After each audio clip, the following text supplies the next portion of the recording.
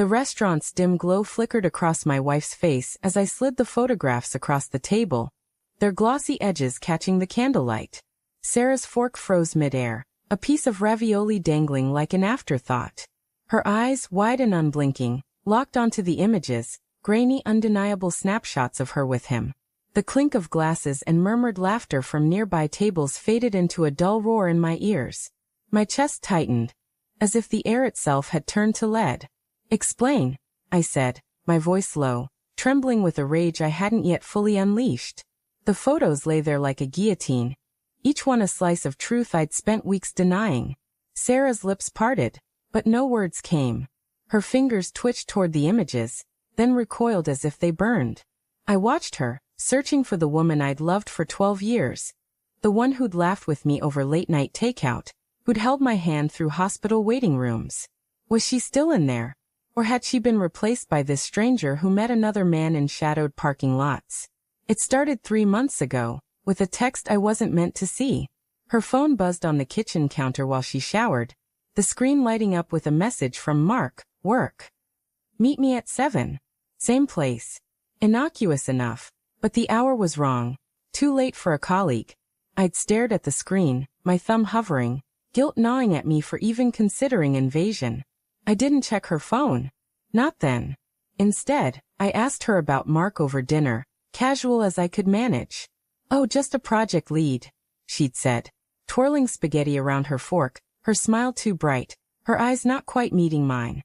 I swallowed the unease, chalking it up to paranoia. Work stress, I told myself. Long hours. Nothing more. But the signs piled up, small and sharp like broken glass. Lipstick on a collar, too red for her usual shade. A receipt for a coffee shop she never mentioned, tucked in her purse. The way she'd linger in the bathroom, typing furiously, then claim it was just emails. Each clue was a pinprick, easy to dismiss alone but bleeding me dry together. I started waking at 3 a.m., staring at the ceiling, my mind spinning stories I didn't want to believe. She still kissed me goodnight, still laughed at my dumb jokes. Could someone so warm, so hers, be slipping away? I hired the investigator on a Tuesday, hating myself for it. The man was gruff, all business, his office smelling of stale coffee and regret. "You sure you want to know?" he'd asked, sliding a contract across his desk. I nodded, my throat too tight for words. A week later, he handed me the photos in a manila envelope, his eyes avoiding mine. "It's what you thought," he said. I didn't open the envelope until I was alone in my car, the engine off, the silence suffocating. There they were, Sarah and Mark, leaning close in a dimly lit bar, his hand on her arm, her smile too intimate for just colleagues. Another shot. Their cars parked side by side in a motel lot at 2 a.m. My vision blurred, not from tears but from a fury so deep it felt like drowning. Now in the restaurant, Sarah's silence stretched on, heavy as the photos between us.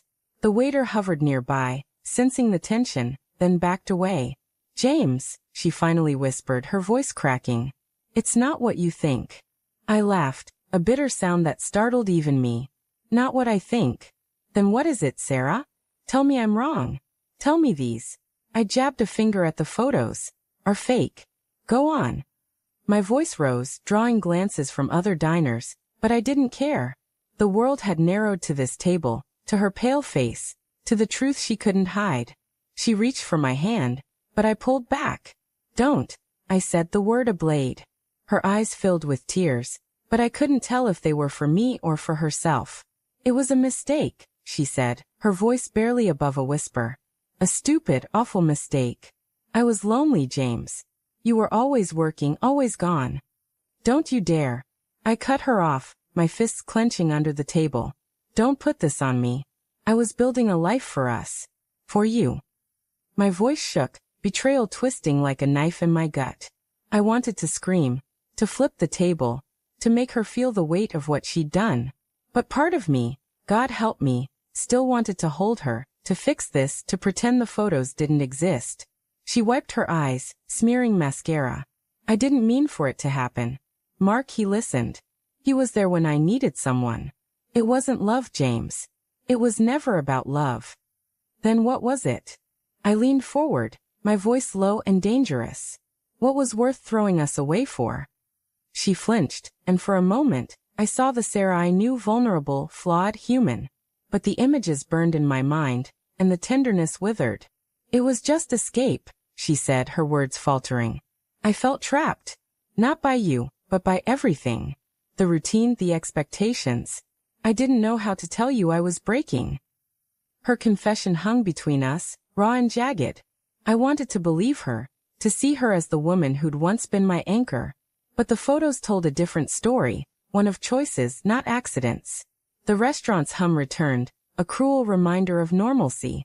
A couple at the next table laughed, clinking wine glasses, oblivious to our unraveling.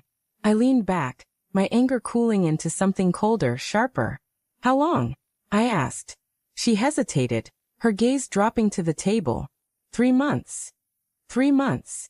A quarter of a year, filled with lies while I planned our anniversary trip, while I bragged about her to coworkers, while I believed we were unbreakable. The math of it gutted me. Every memory of those months now tainted, rewritten by her secret. I stood, the chair scraping against the floor. I need to think, I said, my voice hollow. She grabbed my wrist, her touch desperate. James, please. We can fix this. I love you. I looked down at her, at the woman I'd built my world around, and saw a stranger.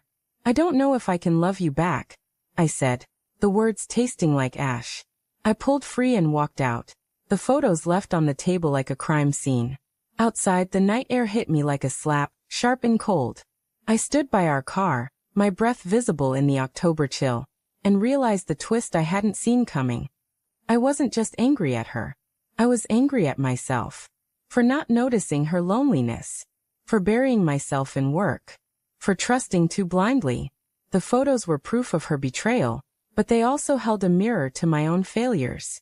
I didn't know if I'd go back inside. I didn't know if we'd fight or forgive, if we'd rebuild or burn it all down. All I knew was the weight of those photos, the truth they carried, and the question that clawed at me. Could love survive a wound this deep? As I stood there, the restaurant's glow spilling onto the pavement, I felt the answer slipping further out of reach.